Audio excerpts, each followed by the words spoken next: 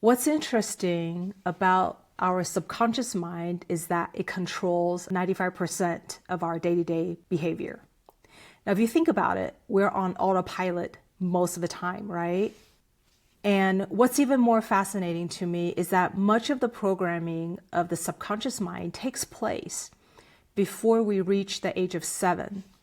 So as a child, we absorbed beliefs from our parents, from our siblings, the daycare teachers, the kids that we play with, and even the TV that we watched. These messages have become our hidden beliefs.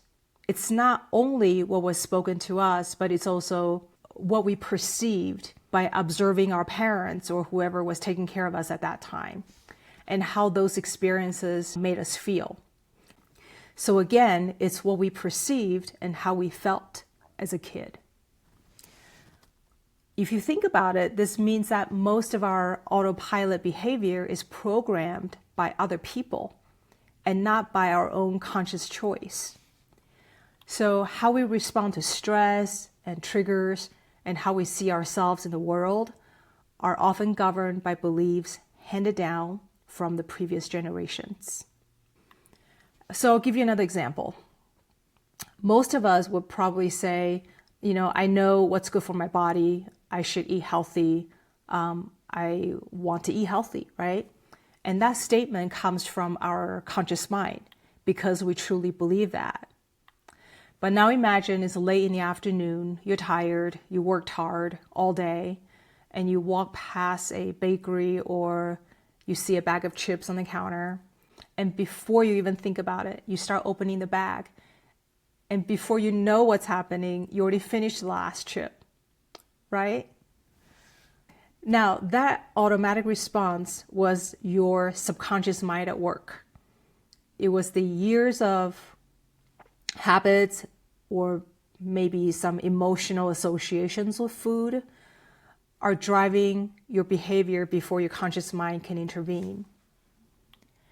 So even when we intentionally and we're trying so hard to make different choices and better decisions, our subconscious often runs a show for us. And this is especially true when we are stressed, tired, or when we feel threatened or out of balance. So this is what happens. We receive all kinds of messages from our parents, teachers, and other people who influenced us when we were young. And these messages have become our beliefs, shaping both our behavior and our biology. Even though it's not our fault, but I think it's our responsibility as a human being because we have this potential to do something about it once you know. And because all this stuff is hidden, right, in our subconscious, that's why talk therapy rarely works for these conditioned thoughts and patterns. And this is when the modalities like meditation and sound therapy come in because they bypass our thinking mind and go directly to the subconscious. And what about how we see the world in terms of abundance or the lack of it? Is the pie big enough for everyone?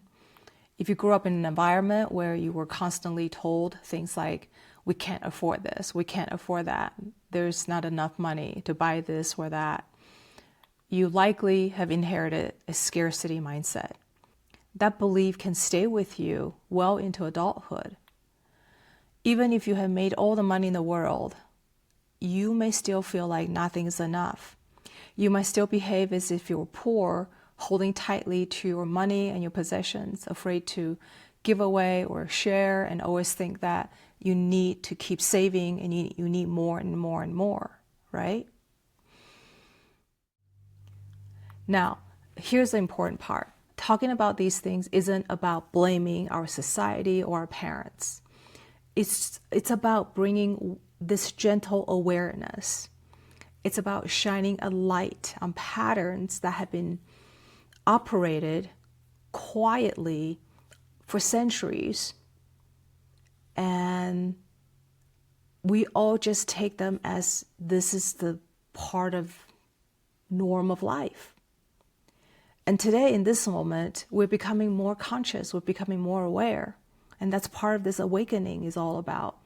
We're able to examine our own thoughts, our own beliefs, and actually find this process very liberating and exciting, because this is the first step towards awakening, realizing that the world that we live in is shaped by countless conditionings and programming, and that we have this awareness to recognize them and the power to respond differently.